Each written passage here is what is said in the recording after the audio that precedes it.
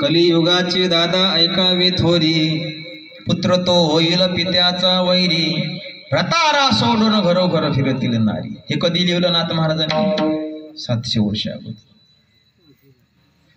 5 वर्षाची बाळ व्रतार मागेल, 6 वर्षाची नार गर्भीन राहील, 18 जाती एकी ठिकाणी जेवतील, आणि याच्यातलं मला वाटते 50% वर झालं.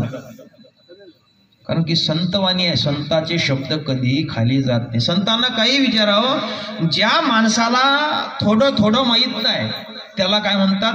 अल्पज्ञ म्हणतात. ज्याला काहीच माहीत नाही त्याला अज्ञ म्हणतात. थोडं थोडं माहीत आहे त्याला अल्पज्ञ म्हणतात. आणि ज्या माणसाला एका विषयातलं सगळं माहीत आहे त्याला काय म्हणतात?